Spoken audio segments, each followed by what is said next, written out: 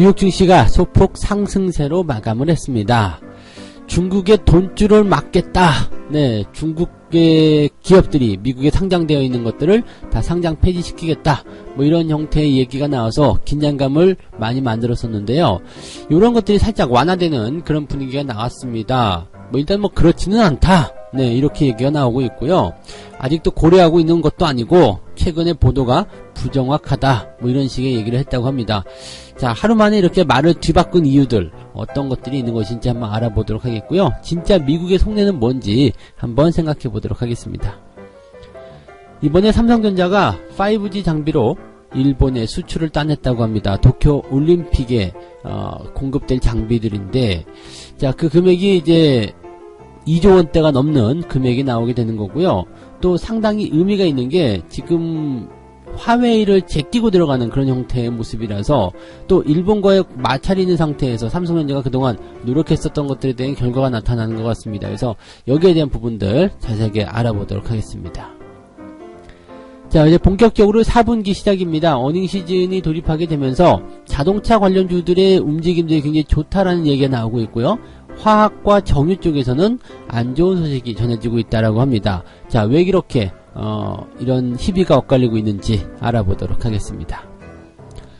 네, 반갑습니다. 네, 10월달에 보니까 더 반갑네요. 네, 9월에 보고 10월에 처음 만나는 거죠. 네, 네, 이런 농담들 많이 했었죠. 1월 1일 같은 때, 아이고야, 작년에 보고, 올해 처음 보네, 뭐 이런 식의. 네, 아저씨 뭔가요? 네, 원래 그렇죠. 뭐, 우리가 아재 개그라서. 자, 아재 개그로 시작을 합니다. 네, 10월에 처음 만난 우리들. 10월도 활짝 일단 문을 열어놓고 시작을 좀 해보면 좋은데, 기대감을 계속 만들어 가야 돼요. 기대감. 왜냐면 이제, 연말 시즌에서는 사실적으로 이제 사람들의 마음이 좀 뜨는 경우도 좀 있기 때문에, 이런 것들을 계속해서 시장에 유입을 좀 시켜줘야 되거든요. 그래서, 꼭 사실적이지 않다고 하더라도 연말 시점에서는 시장의 상승률도 조금 만들어주고 또 돈을 좀 쓰는 그런 모양새들이 조금 나타나게 된다면 분위기가 조금 넉넉해지지 않을까 생각을 좀 해봅니다. 그래서 이번 10월에도 장세가 좀 좋게 잘 좀 나왔으면 좋겠다라는 생각을 해보고 있습니다. 자, 뉴욕 증시 이야기 먼저 가보도록 하죠. 바로 어제까지만 하더라도요, 뉴욕에서 날아온 소식들이 뭐냐면, 중국 기업들을 상장 폐지시켜버리겠다, 이런 얘기들을, 했었죠. 그래서 알리바바라든지, 바이두, 또는 징둥닷컴, 이런 중국에 내놓으라는 기업들이 지금 미국에 상장이 되어 있는데, 이 기업들을 상장 폐지시키겠다, 이렇게 얘기를 했단 말이에요. 그러면, 이런 효과들은 어떤 영향이 있냐면, 중국으로 하여금 완전히 이제 숨통을 끊어버리는 그런 형태의 모습입니다. 이 중국 기업들이 외자 유치를 받지 못하게 되는 상황이 벌어지게 된다면 중국이 꿈꾸고 있었던 중국몽 있죠? 중국몽 이런 것들이 완전히 저 하늘로 날아가는 상황이 되는 거거든요. 그래서 일단은 이런 것 때문에 중국이 또 반발하고 나설 것이다 생각했는데 사실 중국이 반발한 건 별로 없었어요. 특별하게 소식이 전해진 것도 없고 국경절 연휴가 시작됐기 때문에 에라 모르겠다 쉬자 일단 그렇게 생각했는지 모르겠습니다만 별로 반발한 게 없었어요. 그런데 미국이 자체적으로 뭔가 수위를 조절하는 모습이 좀 나타났단 말이에요. 미국의 대중국 자본 투자설에 대해서 미국 재무부가 성명을 발표합니다. 현 시점에서 미국 주식시장에 상장된 중국 기업을 차단하는 방안을 고려하고 있지는 않다. 네. 미국 백악관 무역 제조업 정책국장이라는 피터 나바로는 이렇게 얘기합니다. 미국이 중국 기업에 대한 투자 규제를 고려하고 있다는 최근의 보도는 부정확하다. 네. 미국이 꼬리를 내렸다? 이렇게 얘기할 수도 있겠습니다만은, 그렇다기보다는 지금, 미국의 이런 의도는요, 제가, 어제 그저께도 계속 말씀드렸지만은, 그냥 중국에게 실제로 그렇게 하겠다가 아니라, 야, 우리가 이러한 카드가 있거든? 그러니까, 너희들이 이번에 좀 잘해야 될 것 같아. 라는 얘기죠. 네. 예를 들어서, 나 태권도 3단이거든? 너 나하고 싸우려면 좀 잘해야 될 것 같아. 이런 거. 괜히 단증 한번 보여주고, 이런 거 있잖아요. 네. 그런 거 아닐까요? 그래서, 상대방을 하여금 더 긴장하거나, 더 나에게, 무언가 좀 조심스럽게 만들기 위한 그런 내용이지 않겠느냐, 이렇게 생각이 드는 거죠. 그래서, 사실 중국 입장은요, 지금 현재 상태에서도 거의 그러기 상태라고 좀 보시면 돼요. 뭐 이제 농산물이라든지 뭐 관세라든지 이런 것들 막 추가적으로 막 갖다 퍼부어 버리겠다라고 지난 G20, G7 때죠. G7 때 정상회담에서 그렇게 얘기를 해놓은 상태에서 중국이 미국에게 먼저 요청을 하지 않습니까? 우리 협상 좀 합시다. 협상. 그래가지고 지금 진행이 되는 것이 9월 달에 협상단이 있었고 그 다음에 10월 10일 날 고위급 회담이 열리게 됩니다. 미국은 항상 이런 입장이었죠. 협상은 언제든지 열려있다. 대신에 너희들이 우리의 조건을 들어줘야 될 것이다. 그래서 지금 미국은 약간 기대를 하고 있어요. 중국이 어느 정도까지 들어주려고 오는 걸까? 지적재산권 도장을 찍겠다는 것일까? 그러면은 중국을 영원히 내 발밑에 둘 수 있을 텐데, 이런 생각을 지금 하고 있을 건데, 사실은 이제 여기에서 트럼프의 탄핵이 치고 들어온 것은 약간의 돌발 변수였죠. 트럼프의 탄핵에 대한 변수, 물론 트럼프가 탄핵이 된다라는 상황까지 가지는 않겠죠. 당연히 그렇게 되지 않을 겁니다. 그렇지만 정책적인 불안정이라든지 중국이 또 약간 다른 생각을 먹을 수도 있거든요. 트럼프 탄핵된다고? 그러면 굳이 내가 지금 트럼프와 협상을 할 필요는 없지 않을까? 트럼프 안 그래도 정신 없을 텐데 우리가 살짝 그 틈을 이용해서 흔들어 버릴 수도 있지 않을까? 이 생각을 할 수도 있다는 얘기거든요. 그래서 중국이 그렇게 좀 다른 마음 먹지 않도록 미국 자체가 중국을 그냥 아예 정신없이 만들어버리자 이렇게 나온 것 같아요. 그래서 야 너희들 자본줄을 다 끊어버릴 거야, 죽여버릴 거야, 부숴버릴 거야 이렇게 얘기하니까 중국이 아이고 이러면 안 되겠구나, 그냥 빨리 해야 되겠다 이런 생각을 하게끔. 그러니까 뭐 특별한 어떤 반응이 지금 없어요. 그리고 10월 10일 날 고위급 회담에서 나올 것들만 지금 준비하고 있는 그런 상태죠. 옛날 같았으면은 난리가 났을 텐데요.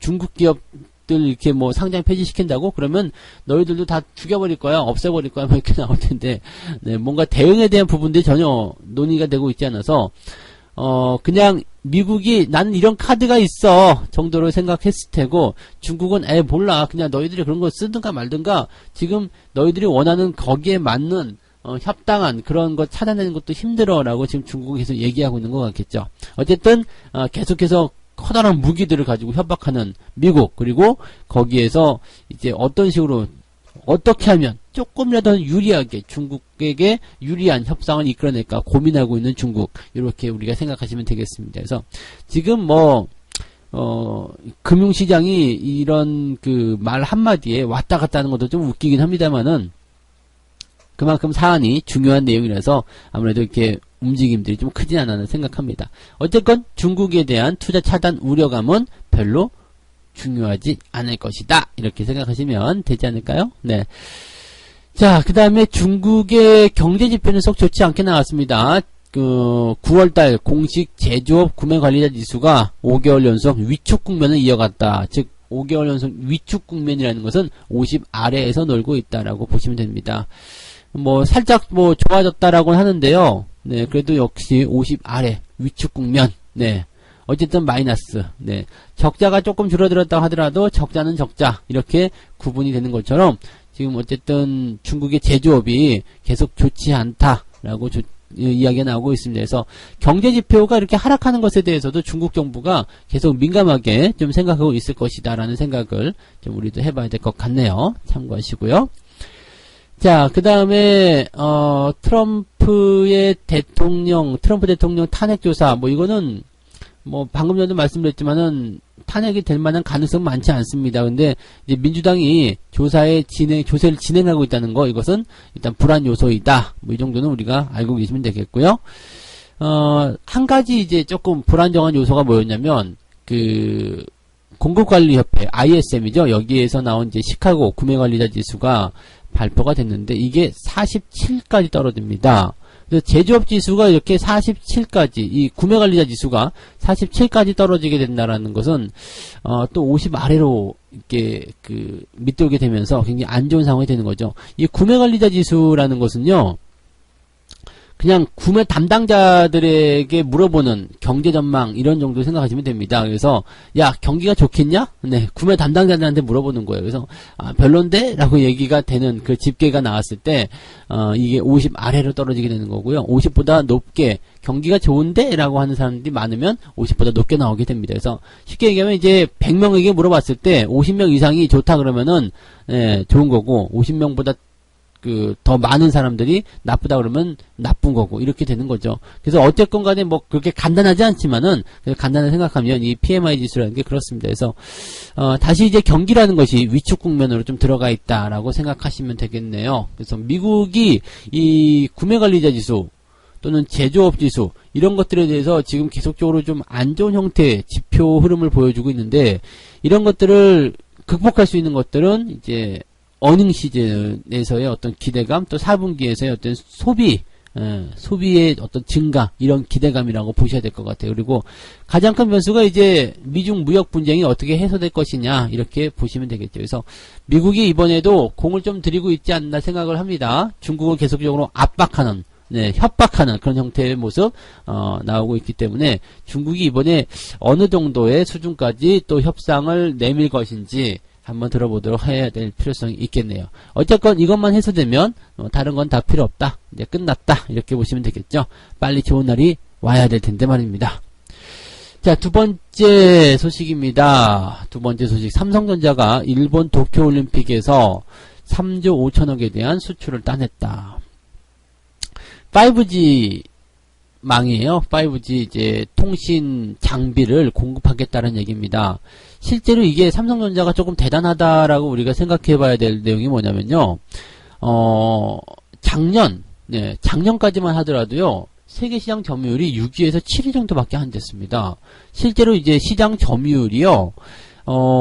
작년 같은 경우에 이게 뭐 한 5%, 6%? 네. 그 정도 됐었죠? 6% 정도 됐었던 것 같아요. 작년 말에. 그런데, 세계 1등의 그 5G 장비 업체가 이제 31%, 31%. 그 다음에 화웨이가 31%였죠. 그 다음에 에릭슨이 이제 거의 30% 가까이. 그 다음에 노키아. 이런 식으로. 1, 2, 3등이 화웨이, 에릭슨, 노키아 이렇게 되어 있었단 말이에요. 근데 지금 이제 지난 4분기하고 올해 1분기 5G 통신장비 세계시장 점유율을 살펴보니까 37%가 돼버립니다. 삼성전자가요. 와, 대박. 그죠? 37%가 돼버리면서, 세계 최초로 5G의 상용화가 결정적으로 이제 작용을 했다라고 하지만은, 어쨌건 간에, 우리는 이 삼성전자가 세계시장 점유율 1등을 차지하게 되면서, 화웨이 28%, 스웨덴 에릭슨을, 27%, 필라는 노키아를 8%로 그냥 낮춰버립니다. 그러니까 노키아 거 거의 많이 뺏어왔다고 좀 볼 수도 있겠고요. 화웨이, 에릭슨 거 다들 조금씩 십시일반에서 끌고 들어왔다라고 보시면 되겠죠. 그래서 이 기술력에 대한 부분들, 뭐 삼성전자의 기술력은 전 세계가 인정하고 있고 또 잘 알고 있는 내용이라서 그냥 쉽게 들어오지 않았을까 생각합니다. 야, 세계 최초로 5G 상용화한 나라의 세계 그 1등 기업이 통신 장비를 만들겠다는데 그걸 안 믿어? 하겠다라고 얘기가 되는 거고요. 또 한 가지는 그동안 1등을 자처하고 나섰던 화웨이에 대한 그런 미국의 제재 이런 것들이 큰 도움을 주지 않았나 생각을 좀 해봅니다.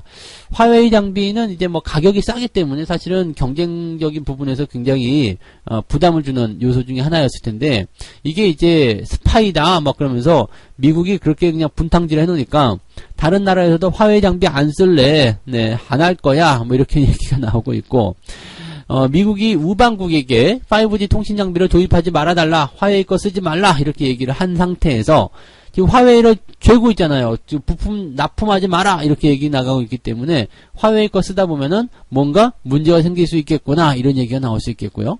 그 다음에 뭐, 호주, 일본, 대만, 이런 국가들이 화웨이 동참에, 이제, 선언을 했단 말이죠. 특히 일본 같은 경우는 트럼프 딸랑이기 때문에 딸랑딸랑 하면서 아유 저희도 안 쓰겠습니다 라고 얘기를 했었거란 말이에요. 이거 누구 목소리야? 네.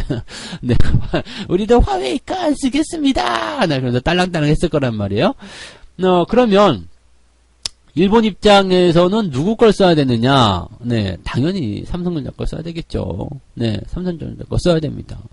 이번에 그 럭비 월드컵이 있었죠. 일본에서 럭비 월드컵이 있었는데, 이때 그 삼성전자가 5G 장비를, 네, 럭비 월드컵에 5G 시범 서비스를 삼성전자가 이제 진행을 하는데 도움을 주게 됩니다. 그래서 장비에, 단말기에 이런 것들을 공급해주게 되죠. 그러니까 일본이 삼성전자에게 아이고 고맙습니다 라고 이야기를 했었다는 얘기인데, 삼성전자가 일본에게 점점 영향력을 키워가고 있는 상황들이 지금 계속 나타나고 있어요. 수출 규제 이후에 삼성전자가 무서운 기업으로 성장을 하고 있는 상황이라서 이제는 네, 일본이 삼성전자에게 목을 매는 그런 상황이 좀 벌어진 것 같네요. 이번에 그 삼성전자가 일본에 수출하게 되는 상황을 좀 보게 되면요, KDDI라는 일본 내 2대 통신 회사라고 보시면 됩니다. 제 2위에 있는 통신 회사고요.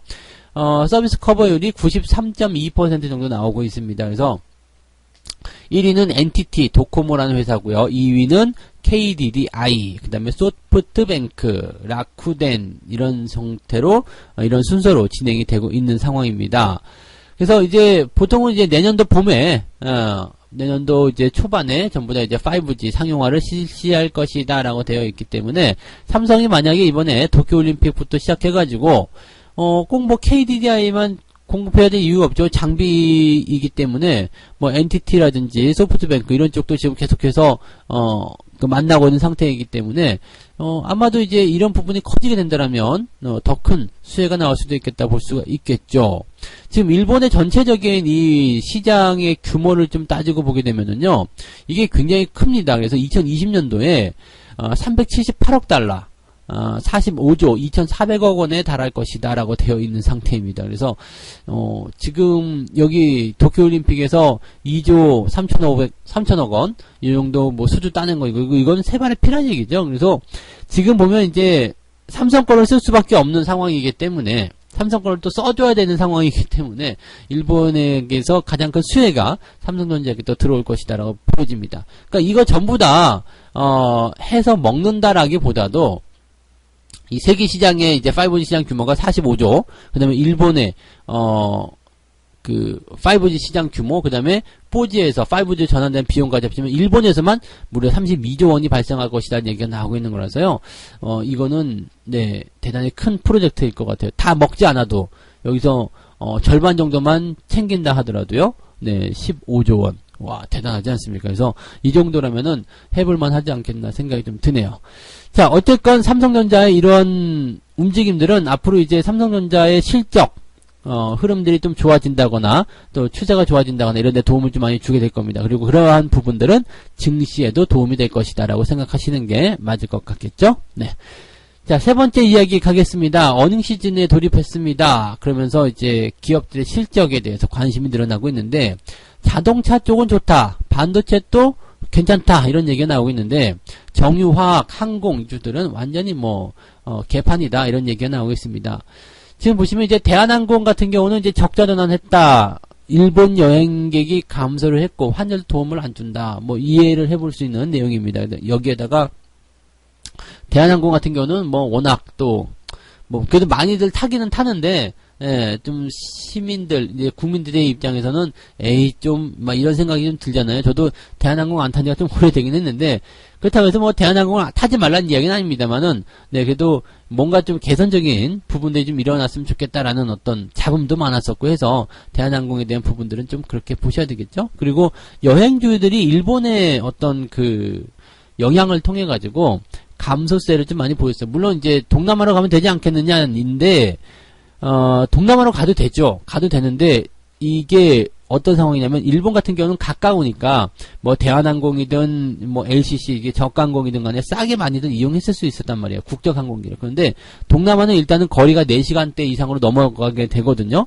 4시간 이상 달려가게 되면은요, 국적항공기 이용했을 때는 제법 비싸져요. 가격이 올라간단 말이에요. 그러면, 가격을 좀 낮추기 위해서는, 네, 잘 아시겠지만, 국적항공기가 아니라, 해외 항공기를 이용하게 되면 조금 가격이 내려가죠. 그렇게 되면은 이 대한항공 같은 경우들은 네, 수혜가 좀 줄어들 수밖에 없겠죠. 어쨌건 이런 것들은 실적 감소에 대한 부분으로 연결될 수밖에 없다 이렇게 생각하시면 되는 겁니다. 그래서 일본의 어떤 그 여행 불매 이런 것들이 조금 큰 영향을 주지 않았을까. 여행사들도 마찬가지고요. 그래서 그렇게 봐주시면 되겠네요. 정유화학 같은 경우도 사실 이거는 이제 경기가 좋아져야지만이 좋아지는 모습이 좀 나타나게 되거든요. 근데 최근에 이제 국제 유가가 좀 불안한 부분도 좀 있었고요. 또 상품 가격이 뭐 올라가지 않고 있다라고 합니다. 그래서 석유 제품의 가격이 계속 좀 내려가고 있기 때문에 여기에 대한 부분이 네, 뭐 실적 감소에 영향을 줬다라고 하는데 석유 제품 가격이 어디가 내려갔는지 잘은 모르겠습니다. 근데 실제적으로 이 사람들은 그렇게 생각하는가 봐요. 그래서 뭐 수요가 많이 늘어나지 않고 있다. 뭐 그런 얘기들을 하고 있는데 뭐 때문에 이 가격이 안 올라가고 있는지 실제로 그거 체감하지 못하고 있는데, 네, 체감하지 못하고 있는데 그렇다라고 하니까 그냥 그렇다고 보는 거죠. 근데 일단 정유나 화학 쪽에서 이제 실적이 감소했다라는 부분들이 일단 나타나고 있는 것은 네, 뭐 사실인 것 같습니다. 실제 수치로 보여주고 있는데 이것이 과연 여기서 말하는 대로 유가가 조금 하락을 했고 석유 제품의 가격이 하락했다는 것이 문제인가? 요거 다시 한번 생각해 볼 필요가 있을 것 같아요. 왜냐하면 그 유가가 하락하게 되면은 석유화학은 우리는 무조건 수입이잖아요. 다 수입이란 말이에요. 그래서 원자재 가격이 하락하기 때문에 제품의 가격이 하락했다고 해서 마진율이 나빠질 일은 없거든요. 완전히 다 수입을 해가지고 하는 상품들 입장에서는 이게 수요가 들쭉날쭉하는 것도 아니고 기름을 계속 써야 되잖아요. 그래서 이런 상태에서 뭐가 그렇게 힘든 건지 잘은 모르겠네요. 근데 지금 일단 화학이나 정유 업종들이 실적이 조금 안 좋게 나오고 있다라고 되어 있어서 이 부분이 뭔가 다른 이유가 있는 것은 아닌가 이렇게 생각을 좀 해볼 필요가 있지 않을까. 요것도 조금 고민을 좀 해봤습니다. 네. 자, 그 다음에 현대차, 자동차 및 자동차 부품주들은 이제 이번에 실적이 굉장히 좋을 것으로 예상되고 있다고 합니다. 현대차가 3분기에만 영업이익을 1조 원을 기록할 것이다. 네, 이렇게 하고 있습니다. 전년 동기 대비해서 무려 3배 넘게 증가할 것이다. 기아차도 4,600억, 4배 가까이 증가할 것이다. 이 자동차 쪽은요, 이제 경기 민감주라고 했죠. 그래서 경기가 돌아서는 부분에서 계속 수혜를 받는 입장이기 때문에 실적이 계속 증가할 것이다라는 이야기를 꾸준히 해드리고 있습니다. 그래서 자동차 부품주들에 대한 관심들은 꾸준히 가질 필요가 있겠다. 이렇게 말씀드리면 되겠고요. 뭐 더 이상 하락할 필요가 없는 그런 단계에 와 있는 자동차 업종들에 대해서는 장기적 투자가 나쁘지 않다라는 의견을 드렸었죠. 참고하시면 되겠고요. 네, 반도체. 뭐 지금 삼성전자가 실적에 대한 부분을 이제 10월 4일날 발표할 텐데 요것이 이제 나쁘지 않게 나올 거라는 예상이죠. 그래서 서서히 돌아설 것이다. 긍정적이 될 것이다라는 얘기를 하고 있기 때문에 반도체 업황이 돌아서게 된다면 뭐 좋은 이야기가 또 나올 수 있겠죠. 뭐 괜찮은 흐름이라고 예상하시면 될 것 같습니다. 네. 조선 같은 경우도 경기 민감주를 보셔야 됩니다. 그래서 경기가 좋아지면 같이 성장할 수 있는 부분들, 즉 자동차나 반도체, 조선 이런 기업들 같은 경우는 대체적으로 뭐 섬유 이런 것도 마찬가지겠네요. 옷, 이거 뭐 날씨 추워지면은 일단 옷을 더 사 입게 되잖아요. 항상 장롱 열어보면은 입으로 없는 거는 뭐 다 마찬가지 아닙니까? 그래서 겨울 되면 또 옷 사 입으러 나가는데 여름보다 겨울 옷값이 비싸요. 그래가지고 이런 의류라든지 이런 쪽에 실적이 증가할 것이다라는 전망은 당연히 나올 수밖에 없는 얘기가 되겠죠. 그래서 뭐 이런 정도. 그러면 다들 보면 경기 민감주 또 연말 소비에 관련된 그런 내용들로 구분이 되고 있다라고 보시면 되겠습니다. 그래서 실적도 이렇게 좀 그 경기 흐름이나 전체적인 그 사이클, 주기 이런 것들을 참고해서 생각해 보시면은 이해가 된다 이렇게 생각하실 수도 있을 거예요. 네, 참고하시면 되겠습니다. 자, 세 가지 이야기 말씀드렸습니다. 뉴욕 증시가 중국 투자 차단에 대한 우려감을 살짝 완화시켜주면서 상승세를 보였다. 뭐 큰 어려움은 없어 보인다라고 말씀을 드리고요. 삼성의 5G 장비가 2조 3,500억에 달하는 일본 수출을 따냈다라는 좋은 소식이 전해졌고요. 앞으로도 더 커질 것이다. 이 규모가 더 커질 것이다라고 예상들이 나오고 있습니다. 참고하시고요. 자, 어닝 시즌에 돌입하면서 자동차들은 아주 뭐 좋다. 자동차, 반도체, 조선, 뭐 섬유 이런 쪽은 실적이 점점 개선되고 있다라는 얘기가 나왔고요. 대신에 여행이라든지 화학, 정유주들은 썩 좋지 않은 모습을 보였다. 그 이유에 대해서도 설명을 좀 드렸으니까 참고하시면 되겠네요. 자, 책 한 꼭지 읽고 마무리하도록 하겠습니다. 주식시장의 가장 큰 출렁임이라고 할 수 있는 기본적인 주가 흐름의 지속 기간과 그 정도는 주식시장 바로미터가 지나가고 있는 예측 능력을 더욱 높여준다. 기본적인 주가 흐름의 진폭이 얼마나 될 것인지 정확히 알려주는 수단은 없지만 앞으로 닥칠 경기 호황과 경기 침체의 강도가 어느 정도일지 주가 흐름을 통해서 미리 예측할 수 있다. 네. 앞으로 경기가 좋아질 것 같습니까? 네. 얼마나 좋아질 것 같나요? 아주 많이요. 네. 요 정도는 예측할 수 있다. 이런 얘기가 되는 거겠죠? 네. 자, 모두들 화이팅 하시고 힘내시고요. 네. 10월달 활기차게 출발하시면서 멋진 네, 오늘 하루 만들어내시기 바랍니다. 오늘이 그러고 보니까 국군의 날이죠? 네, 그래서 국군장병, 아저씨? 네, 국군장병 어린이들, 뭐라고 해야 되죠? 이제 옛날엔 아저씨였는데, 우리 국군장병, 네, 후배들에게, 네, 수고한다는 말씀 같이 전달해 드리면서 마무리하도록 하겠습니다. 저는 다음 시간에 다시 올게요. 고맙습니다.